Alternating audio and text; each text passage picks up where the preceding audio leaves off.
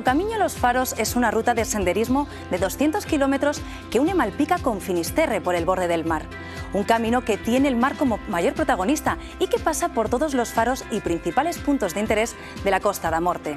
Se recorren muchos paisajes diferentes, siempre mirando al mar y de cara al oeste. Faros, playas, dunas, acantilados, paisajes que rompen con todas las formas posibles. Una ruta de senderismo como pocas, que llevará al caminante a un mundo de sensaciones únicas que solo puede disfrutar en esta Costa da Morte.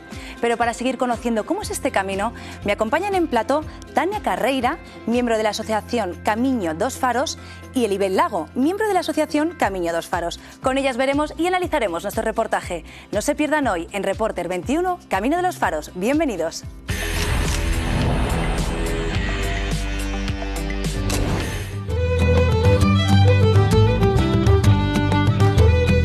Trasky es ese pequeño ser, ese duendecillo, que él está ahí aunque tú no lo veas, ¿vale? Y que te está acompañando en todo momento y forma parte de toda esta aventura.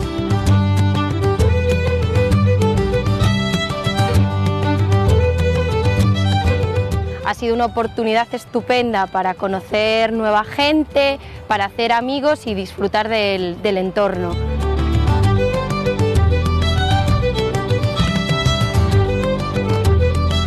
Es una de las zonas probablemente de Europa donde se producen más naufragios.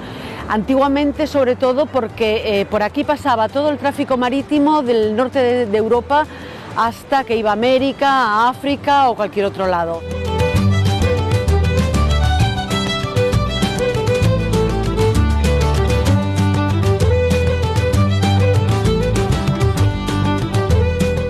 O Camiño dos Faros empezó después de una reunión de unos amigos en el bar submarino de Malpica, que es el kilómetro cero.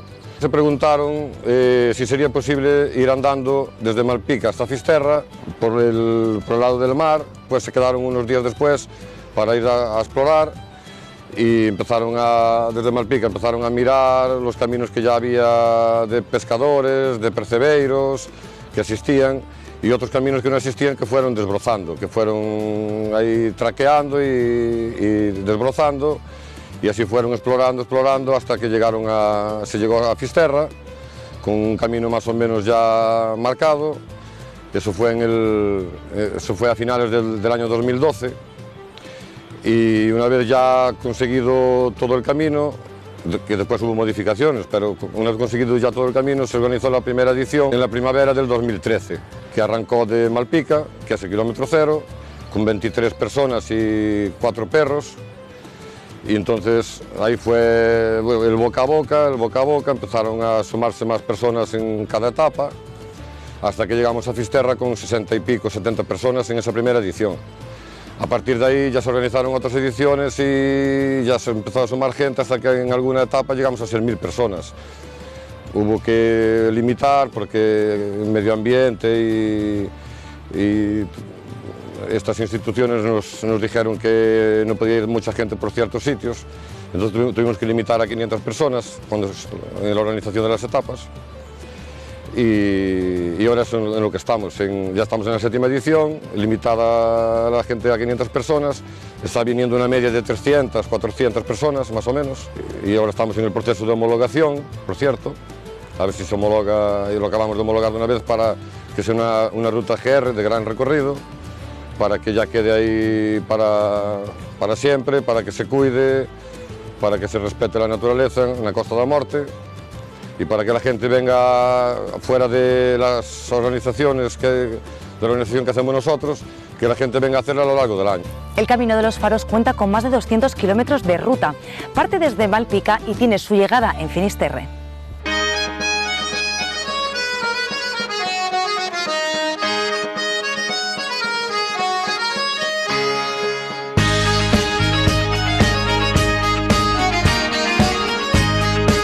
Trasky es ese pequeño ser, ese duendecillo, que él está ahí aunque tú no lo veas, ¿vale? Y que te está acompañando en todo momento y forma parte de toda esta aventura. O sea, todos vamos detrás de Trasky y con él hemos aprendido lo que son estos paisajes en estos 200 kilómetros. O sea, es un ser que está ahí. Tú no lo ves, pero él existe, él está ahí. Soy profe, doy clase a niños de 6 y 7 años. Los lunes llegamos a clase y pues cada uno comenta un poco qué hace el fin de semana. Pues unos se van con sus primos, otros juegan. Entonces yo les dejo hablar, pero a ellos también les gusta saber y a veces preguntan, profe, ¿tú qué haces? Entonces pues les empecé a contar, dije, pues mira, me fui de ruta. Entonces pues nada, le fui poniendo fotos de las rutas que hacía y como Trasky tiene magia, porque yo creo que nos engancha a todos los que hacemos el camino, dije, vamos a probar a ver los niños qué opinan de Trasky. Entonces les comenté, dije, pues mira, hago unas rutas, nos guía un trasno que se llama Trasky, nos dice por dónde tenemos que ir, qué tenemos que hacer. Entonces Trasky empezó a dejarles cartas a título personal, digo, a ver si quieren responder. Entonces, como Trasky sí que les escribía, yo les dejo en esa hora de lectura que lean y que contesten, si quieren, a Trasky. Entonces, a partir de ahí se estableció una correspondencia. Trasky le contaba pues, cosas sobre a Costa da Morte, y tanto es así que ahora ya se saben los faros de la Costa da Morte, se saben los naufragios, se conocen pues, distintas playas, saben qué ha pasado en el cementerio de los ingleses, saben qué es el Serpent o por qué ese barco naufragó ahí. También les ha contado qué normas tienen que seguir si quieren ir por un sendero como o Camino dos Faros.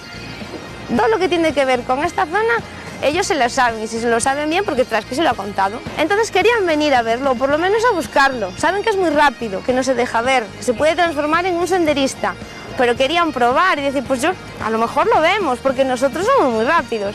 Dije, pues vamos a intentar irnos de ruta. Y se me ocurrió, dije, bueno, podemos hablar con los padres, y si los padres se animan y pues montamos todos un día, un fin de semana, un viaje, pues podemos irnos, unir al grupo, los niños intentan buscar a Trasky y los padres también seguramente se enganchen.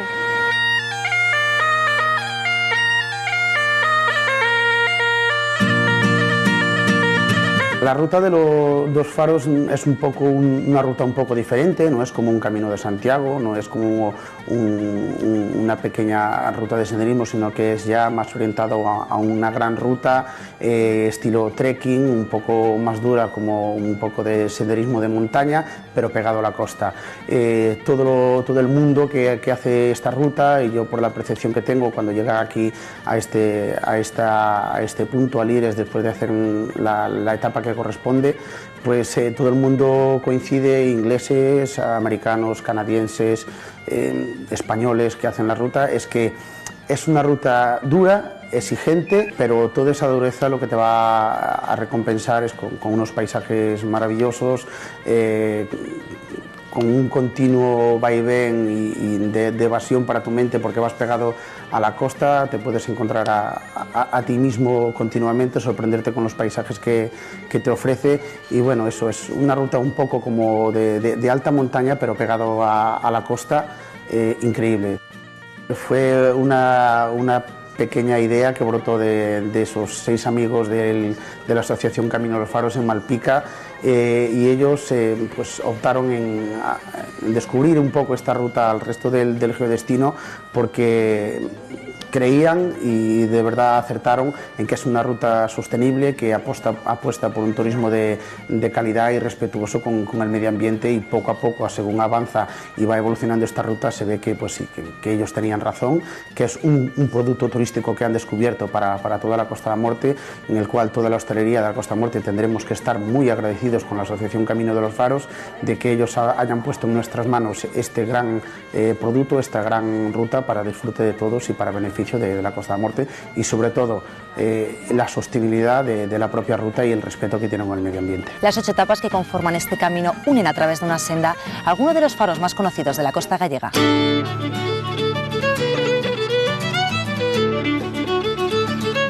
O Camino dos Faros son 8 etapas,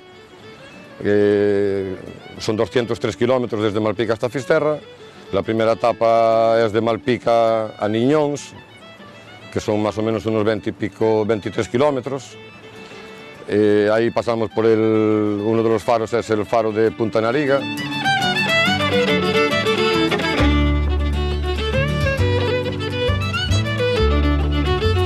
Los faros todos en sí son importantes, incluyendo también las balizas de ayudas a la navegación para los barcos.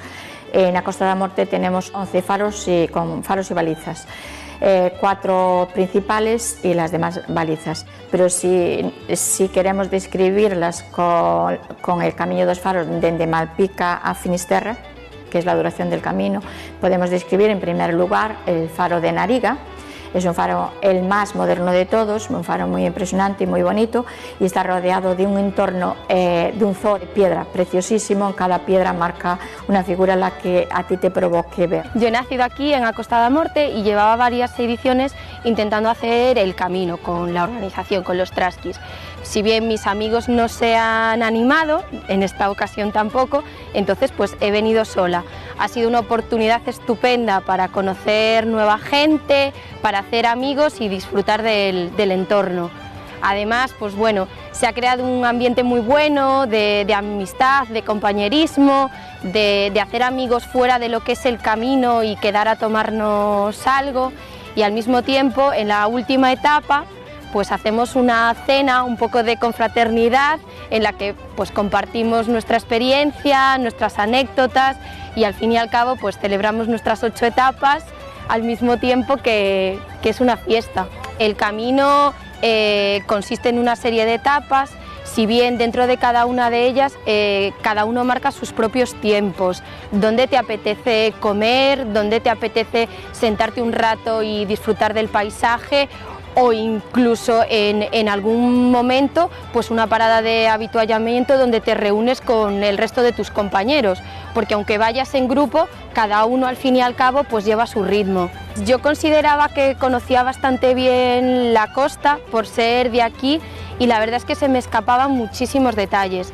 Sí conocía todos los faros, pues Touriñán, Fisterra, Villano. Si bien entre faro y faro hay muchos detallitos que se te pueden escapar. Cascadas, zonas de pinares. La verdad es que es una experiencia para vivir una primera vez, y yo me quedo con ganas de repetir.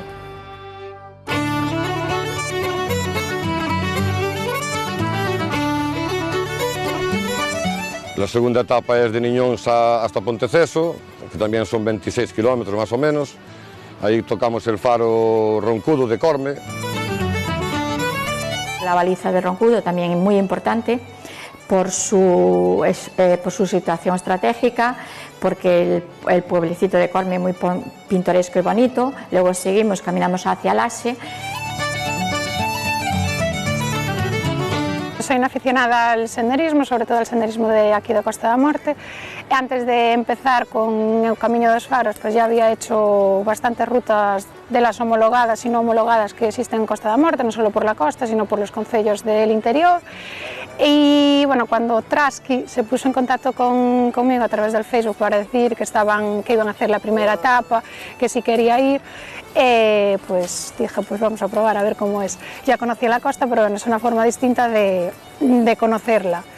Entonces, bueno, nada, fuimos en esa primera etapa, que éramos poquitos, acabamos conociéndonos todos, lógicamente, y bueno, saltamos, pues ahora hay una etapa, creo que eran 900 personas, recogemos todo, es decir, no dejamos nada tirado, aparte que puntualizan bastante que si pues comes plátanos o llevas una bolsa, pues que te la guardes en la mochila y la tires al final, o cuando veas un cubo de la basura, ¿vale? Que no la dejes tirando.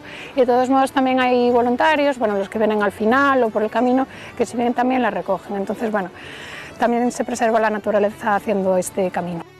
Nosotros venimos de Inglaterra y ya hacíamos allí senderismo también, ¿no? Entonces llegamos aquí y ya toda la familia empezó a hacer las andainas y caminar todos los días de semana también. Y después el Camino de los Faros, y es fantástico en familia. Me gustan mucho los acantilados, y la etapa que más me gusta seguro que es la segunda. La segunda, y también tienes que cruzar donde se junta el río con la mar, y es un poco diferente, ¿no? Esta, la última, también es buena, ¿no? También es muy buena. La penúltima no tan buena, ¿no? Mucho monte, mucho subir, pero tiene también cosas buenas, ¿no?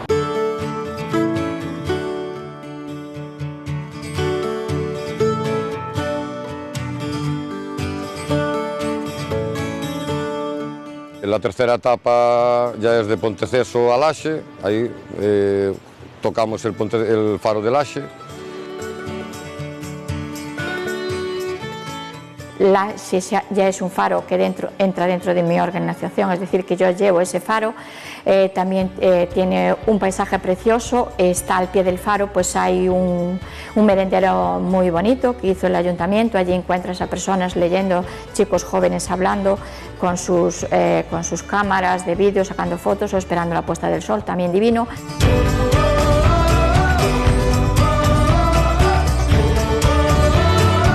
El hecho que se haya abierto esta ruta de Camiño dos Faros influye en la gastronomía, tanto gastronómica como hotelera. Cada vez los trasnos somos más, la trasquifamilia aumenta y influye, porque todo aquel trasno que termina el camino, termina la etapa, pues claro, cena bien, toma sus raciones, quiere probar los productos de la zona, y claro que nos influye en la gastronomía, ¿no?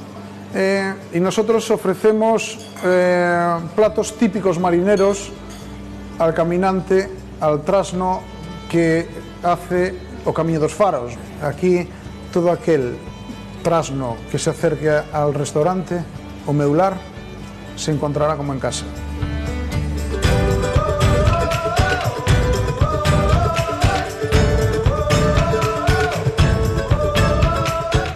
La cuarta etapa es Laxe-Arou, que es la etapa más pequeña. Pasamos por Camelle, por donde vivía Mann, el alemán, anacoreta, que cuando fue el tema del Prestige, él llevaba allí muchos años viviendo y era un artista que pintaba y hacía cosas con basura y con cosas de reciclaje, las reciclaba todas para hacer arte por todo Camelle.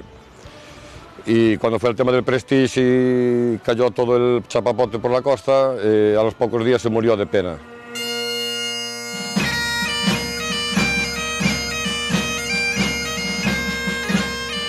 Después la quinta etapa es de Arou a Camariñas, que ahí pasamos por el faro de Cabo Vilán, que es el primer faro eléctrico de España.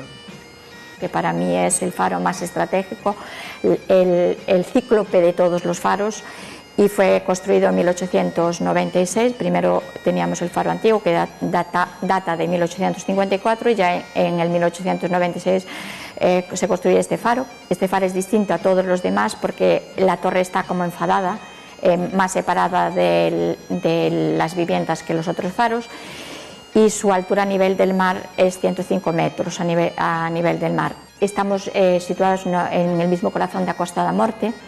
El nombre ya lo dice todo. Por aquí hubo muchos accidentes, muchos naufragios, y aculpaban en cierto modo al principio al primer faro, que funcionaba con leña y proyectaba un ángulo de oscuridad de 30 grados. Hoy en día la tecnología, los avances tecnológicos, la navegación ya va a 200 millas y los barcos que faenan cerca de la costa ya son los pesqueros. La ruta de los faros, además de mostrarte la belleza y la naturaleza toda que es palpable en toda la Costa da Morte, pues también tiene detrás su gran historia, que es otro valor oculto que esconde el Camino de los Faros. Te va llevando pues, por zonas rocosas pegadas a las costas, que cada zona específica pues tiene su historia. Pues te vas pasando por Camariñas, llegas al cementerio de los Ingleses y sabes que allí pues, que tiene la gran historia de ese buque de la Armada Inglesa, el Sea Serpent, pues que en una noche de temporal se hundió allí, pues casi todos sus marineros se ahogaron. Como los lugareños recuperaron los cuerpos de las playas, hicieron allí su fosa común y para enterrar a todos estos marineros.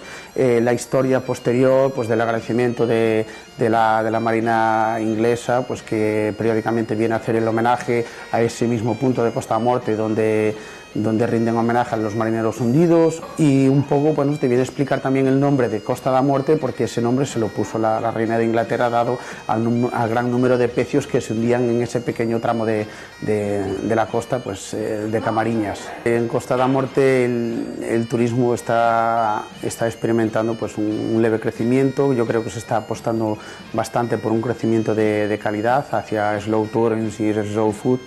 Y bueno, un poco referenciarlo antiguamente, pues bueno, no tan antiguamente, hace años pues el turismo casi que en Costa da Morte se basaba un poco a Semana Santa, puentes y estacional julio y agosto.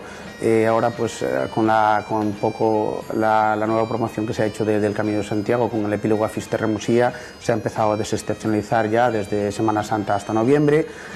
Ha surgido ahora también de hace unos años la gran promoción del Camino de los Faros, de mano de la Asociación de Camino de los Faros, y bueno, todo esto está contribuyendo a que el turismo en Costa da Morte pues, se desestacionalice, que es un poco lo que buscan todos los destinos, que su turismo se desestacionalice y no se centre solo en dos meses de verano.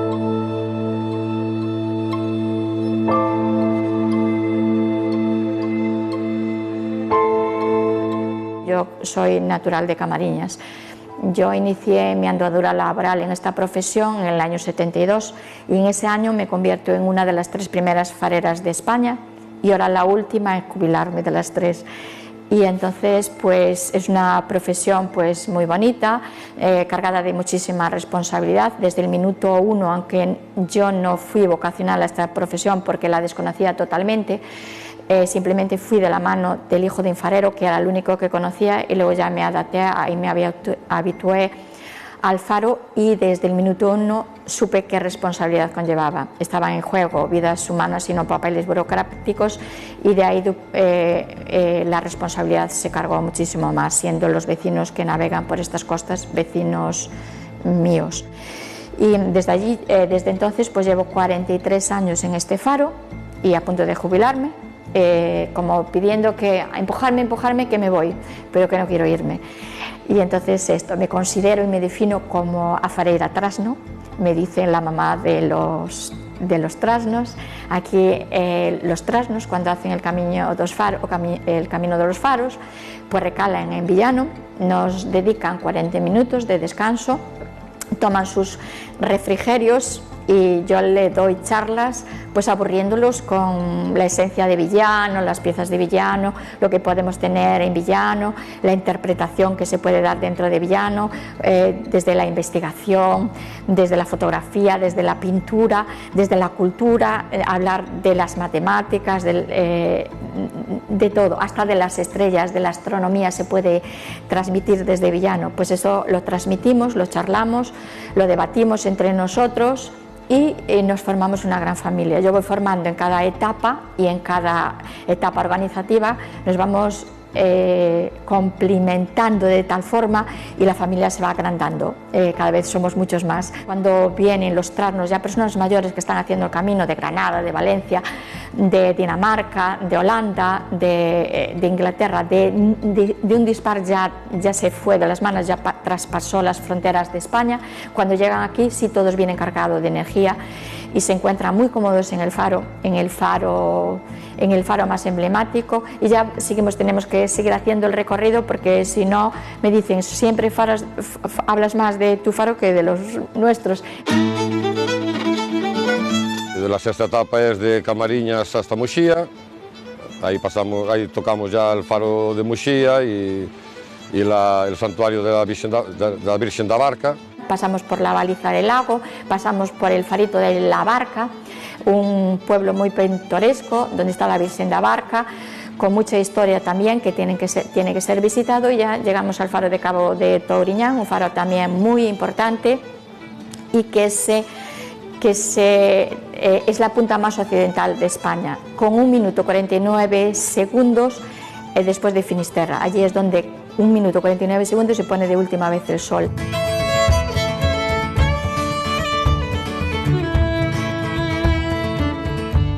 Somos un grupo de amigos que empezamos simplemente 3 personas, 4, hace como 3 años. haciendo el Camino de los Faros. Lo conocimos un poquito cuando ellos empezaban los traskis con su publicidad, dando a conocer este camino, y ahí nos lanzamos nosotros para hacerlo.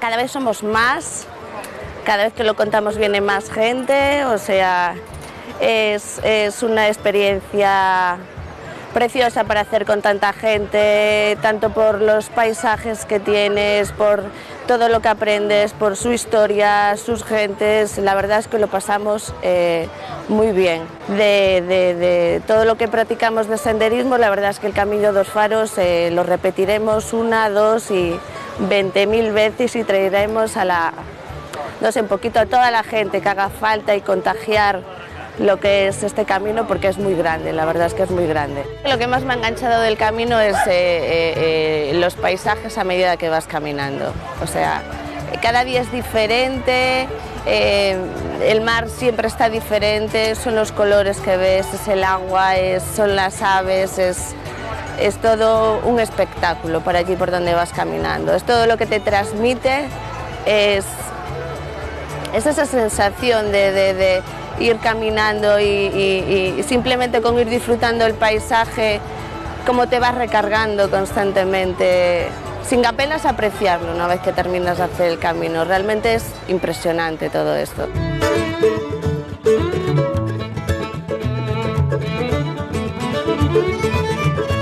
La séptima etapa es de Muxía hasta la playa de Nemiña, y la octava etapa ya acabamos en Fisterra, es de Nemiña a Fisterra, ya acabamos justo en el faro de Fisterra, que ya es el fin da terra.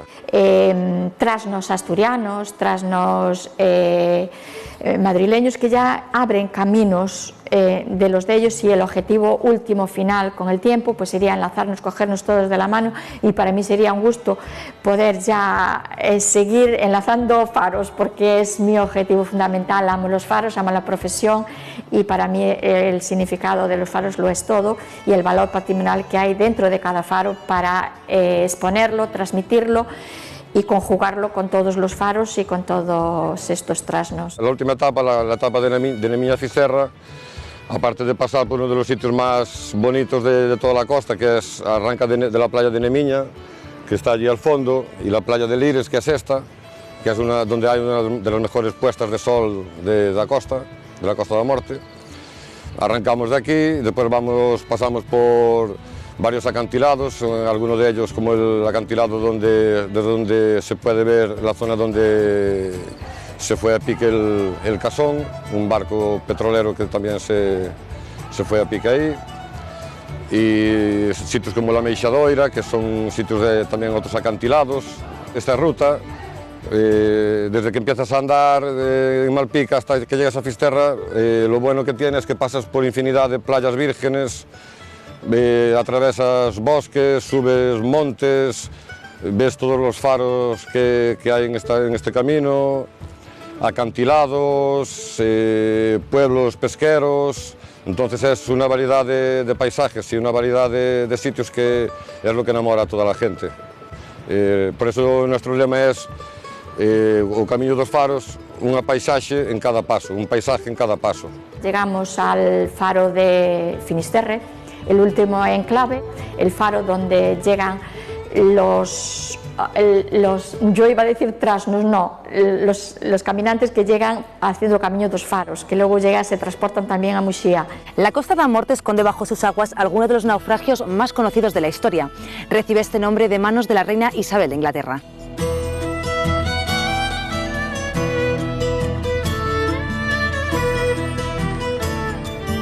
La Costa da Morte está en el norte de Galicia, entre Malpica y Fisterra. Son unos 200 kilómetros de una costa bellísima, pero muy agreste y muy dura.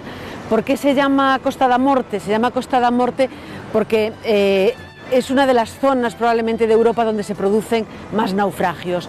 Antiguamente, sobre todo porque por aquí pasaba todo el tráfico marítimo del norte de Europa hasta que iba a América, a África o cualquier otro lado.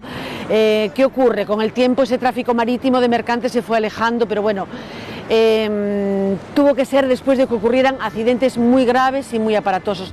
Hace aproximadamente unos 30 años ocurrió uno de los que causó más impacto aquí en A Costa da Morte.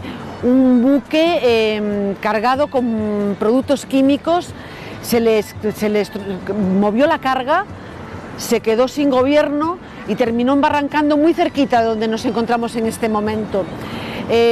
Sus 20 tripulantes parece ser que se provocó con el desplazamiento de la carga un incendio, unas deflagraciones grandes en cubierta, y la tripulación, la mayor parte de ella formada por ciudadanos chinos, saltó aterrorizada desde el barco y se murió, muchos ahogados y otros desnucados por la altura desde donde cayeron.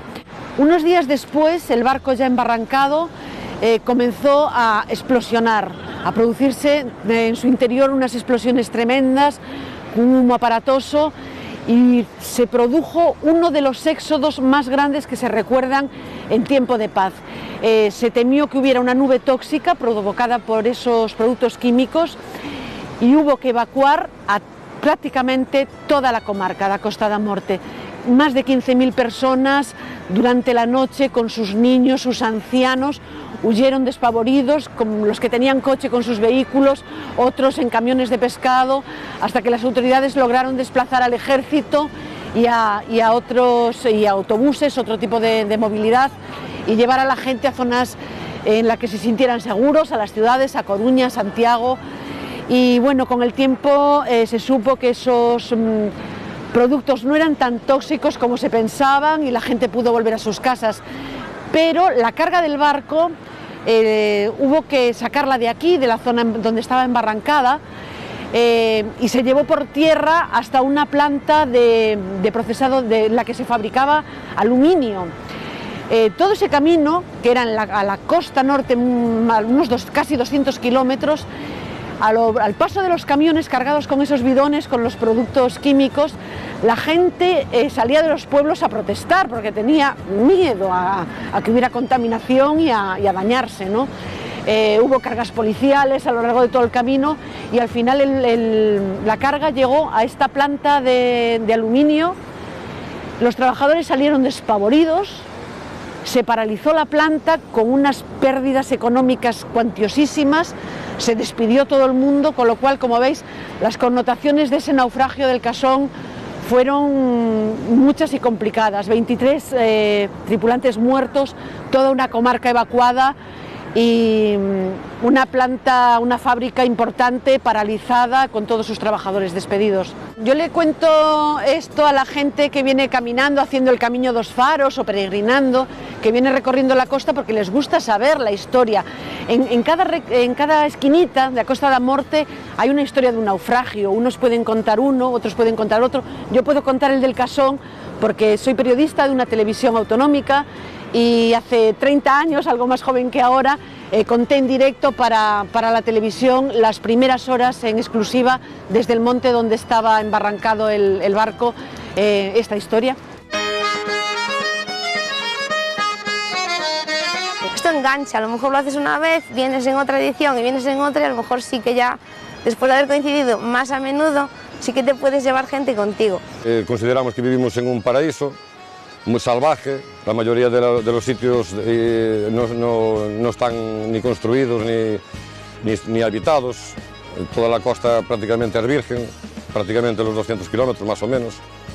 Entonces el objetivo es darlo a conocer al mundo, para que la gente venga a descubrirlo y para que también se cuide, se preserve y quede tal como está, sin modificar nada, para siempre.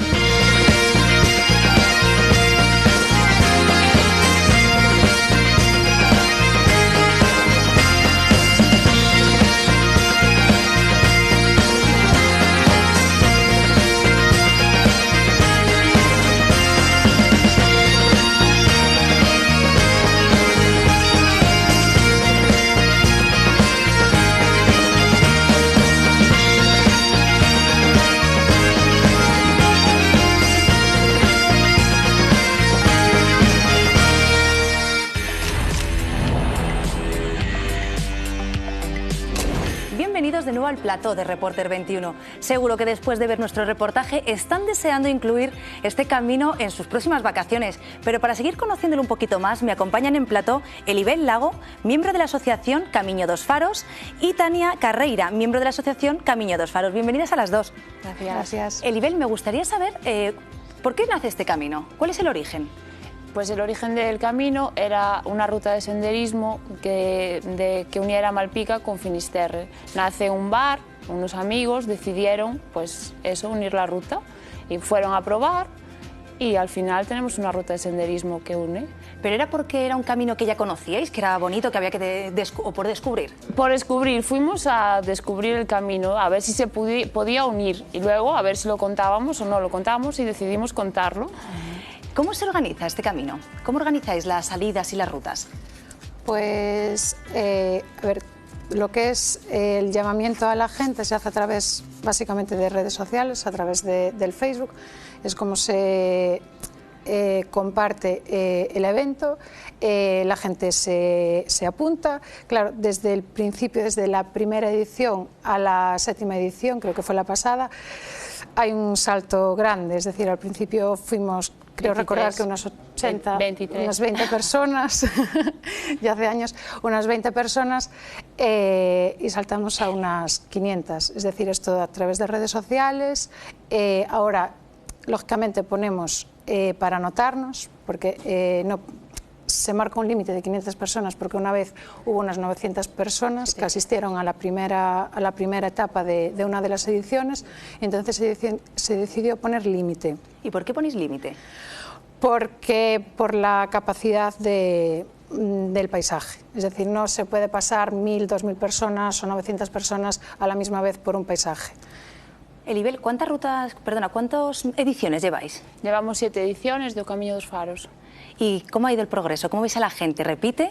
La mayoría de la gente repite toda, se va encantada, ya casi somos todos una familia, nos conocemos, ya sabemos los problemas los unos de los otros, sí, es muy familiar ya en muchos aspectos. Y la gente que se incorpora pues tampoco se siente, hacemos una cena al final de cada edición para hermanarnos un poco, sentirnos un poco más unidos unos con otros y así. Bueno, yo creo que antes de continuar, creo que tenemos que presentar al personaje más peculiar y más mágico de este camino.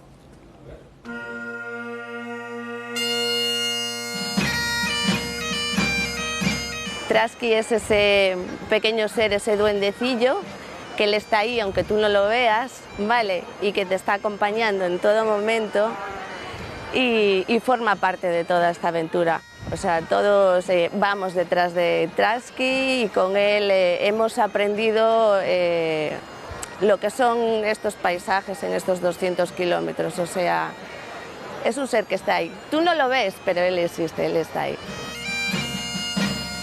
Trasky, un personaje que no ves, pero que está ahí. Tania, ¿quién es Trasky? ¿Quién es Trasky? Pues en el mismo vídeo lo vemos, ¿no? Yo creo que es algo que llevas dentro, es algo que no se puede describir, está ahí, es esa magia, eso de hacer o Camiño dos Faros, de conocer a gente, de disfrutar del paisaje. Es algo que se siente del camino. Exactamente. Elibel, ¿cómo se puede hacer que este camino sea más conocido para la gente? Pues, a ver, aparte de las redes sociales, gracias a programas como vosotros, pues que nos ayudáis a que nos conozca más gente. El boca a boca también funciona, aún sigue funcionando, aunque parece increíble, funciona. Las experiencias las vas contando. Y Elibel, ¿cómo es hacer esta ruta? Pues tu experiencia. Yo creo que la hice 6 veces. La experiencia es magnífica, si no, evidentemente no repetiría. Me gusta, cada vez es diferente, no sabes lo que te vas a encontrar, porque el paisaje en Galicia es lo que tiene. En verano es de una manera, en invierno es de otra, en otoño es otra, y siempre es diferente. El mar puede estar calmo, puede estar muy picado, puede haber olas inmensas, puede estar un mar azul precioso. Es que depende de lo que nos quiera regalar. Tania, porque lo hacéis por etapas, ¿no? Sí. ¿Pero son etapas cortas o intentáis enlazar todo el camino de una vez? A ver, son 8 etapas, todo el trayecto son 8 etapas, hay 7, son 8. Falta una por ahí, ¿no? Alguna que sea. Esas son 8 etapas, unas son más largas que otras, hay una etapa que es de 30 kilómetros, claro, todo depende del terreno, de la orografía del terreno o del pueblo en donde puedas terminar. Y hay otra etapa que es más pequeñita, que son creo que 17, 18 kilómetros, pero por eso, porque vas de pueblo en pueblo o intentas hacer la ruta de faro en faro, pasar por lo menos cada etapa por un faro. Entonces, dependiendo de eso, hay unas etapas más largas y otras etapas más cortas. Hay etapas más duras y etapas más fáciles. Elibel, ¿cómo es el perfil de la persona que realiza esta ruta? ¿Puede hacerla cualquiera? Puede hacerla cualquiera que tenga ganas de hacerlo, evidentemente. O sea, la hicieron gente con capacidades reducidas que nos enseñaron un mogollón de cosas, ellos a nosotros, no nosotros a ellos, que nos enseñaron valores, como pelear para salir, para hacer, y fue enriquecedora para todos. ¿Y cuenta un poquito más, cómo fue esa experiencia? ¿Cómo hacíais los trayectos? Pues hacíamos trayectos pequeños, donde la gente pues, podía moverse con silla de ruedas o con muletas.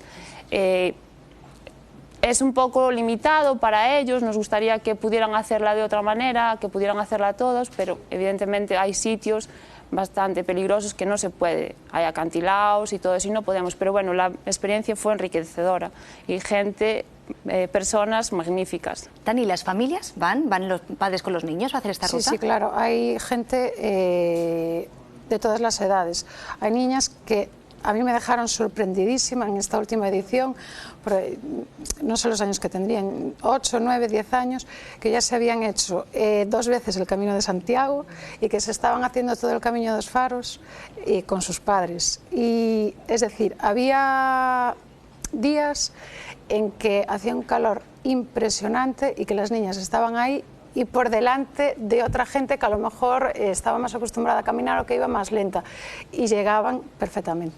Pues y perros también. Ah, perros también, animales también. Pero vamos a recordar ahora cómo es la profesión de farera.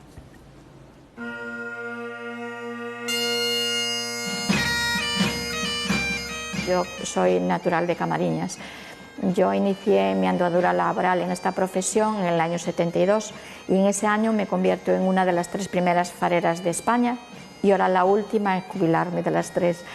Y entonces pues es una profesión pues muy bonita, cargada de muchísima responsabilidad. Desde el minuto 1, aunque yo no fui vocacional a esta profesión porque la desconocía totalmente, simplemente fui de la mano del hijo de un farero, que era el único que conocía, y luego ya me adapté y me habitué al faro, y desde el minuto 1 supe qué responsabilidad conllevaba. Estaban en juego vidas humanas y no papeles burocráticos, y de ahí la responsabilidad se cargó muchísimo más, siendo los vecinos que navegan por estas costas vecinos míos. Un trabajo que conlleva muchas responsabilidades. Elibel, ¿cuántos faros se ven durante esta ruta? Se ven 7 faros. ¿Se pueden visitar estos faros?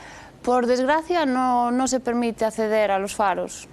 No tenemos la suerte de poder subir a los faros, no nos dejan, pero bueno, nos gustaría que se pudiera subir porque, a ver, tiene que ser unos paisajes perfectos. Tania, ¿y qué se va a encontrar entonces el turista cuando vaya a hacer? Alguien que no sea de la zona, que no conozca la Costa de la Morte, ¿qué se va a encontrar? Pues se va a encontrar desde faros, acantilados, playas vírgenes, dólmenes, castros, el mar que es el miradores, ¿no? Miradores, es decir, subimos en algunas etapas a puntos altos desde donde podemos contemplar todo el paisaje, toda la costa, pueblos típicos marineros de Costa da Morte de Galicia, podemos encontrar lógicamente a la gente que vive en Costa da Morte. Y Elibel, ¿qué fauna y qué flora se encuentra en este paisaje? ¿Qué destaca? Pues destaca sobre todo los tojos, los toxos. Para que lo conozcan, ¿qué son? Para quien no sepa lo que son, ¿qué? Pues son unas plantas típicas de Galicia que tienen unas espinas bastante pronunciadas. Hay que alejarse. De todos modos, es bonito el alecrín, que sí, es la flor del la flor del toxo, alecrín. Hay una canción, además, el alecrín dourado.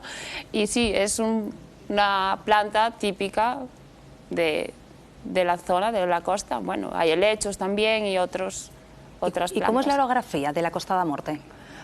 Pues es bastante abrupta, es un poco difícil en algunos tramos de caminar, hay bastantes acantilados, bastantes subidas, bajadas. La verdad es que, bueno, preciosa toda ella. Pues sobre todo es una ruta que quiere descubrir y ser positiva con el medio ambiente. Recordemos cómo nos contaban esto en el reportaje. Fue una pequeña idea que brotó de esos 6 amigos de la Asociación Camino de los Faros en Malpica, y ellos pues optaron en descubrir un poco esta ruta al resto del geodestino, porque creían y de verdad acertaron en que es una ruta sostenible que apuesta por un turismo de calidad y respetuoso con el medio ambiente, y poco a poco, según avanza y va evolucionando esta ruta, se ve que, pues sí, que ellos tenían razón, que es un producto turístico que han descubierto para toda la Costa da Morte, en el cual toda la hostelería de la Costa da Morte tendremos que estar muy agradecidos con la Asociación Camino de los Faros de que ellos hayan puesto en nuestras manos este gran producto, esta gran ruta para disfrute de todos y para beneficio de la Costa da Morte, y sobre todo la sostenibilidad de la propia ruta y el respeto que tienen con el medio ambiente.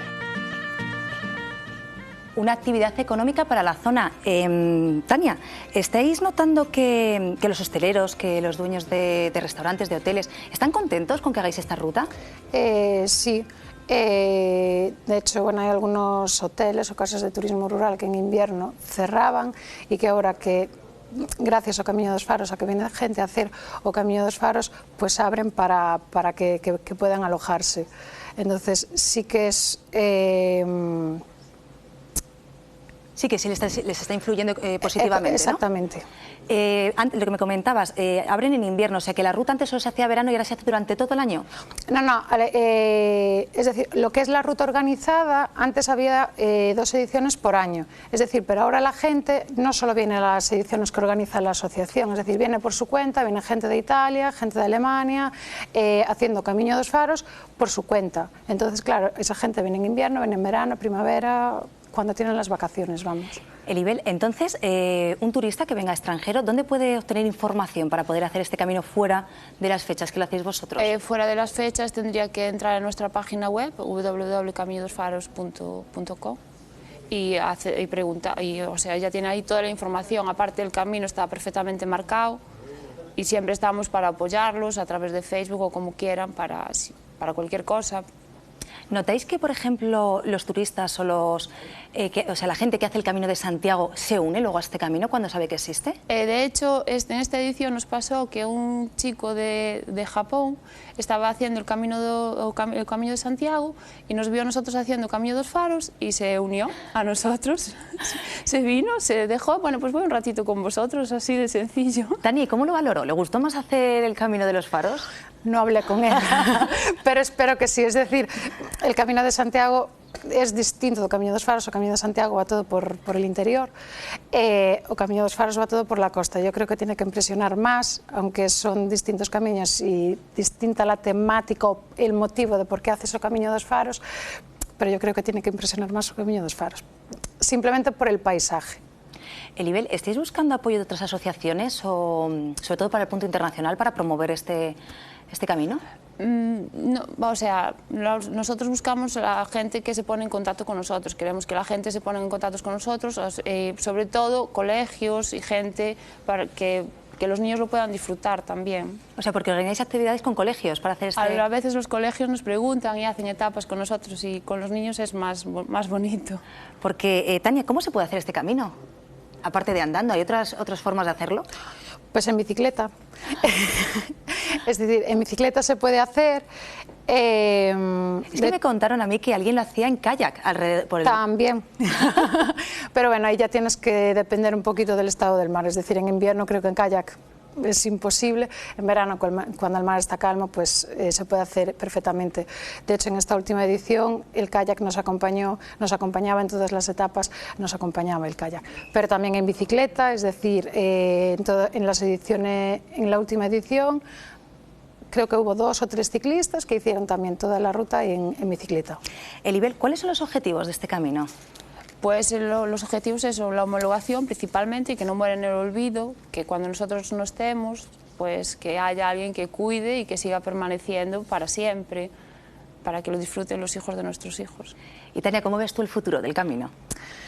Pues yo espero que conseguir la homologación, es decir, con eso la publicidad ya sería mayor de lo que es, si ya es alta y si ya está llegando a muchísima gente, eso por los programas de televisión, por las redes sociales, el hecho de que homologuen el camino hace que pervivan en el tiempo, ya es otra publicidad, aparecerá en la Asociación de Montañismo, ¿vale? Como una ruta homologada, como un PRG, Sí, un RG, de gran recorrido. Exactamente, y eso sería más promoción todavía, entonces...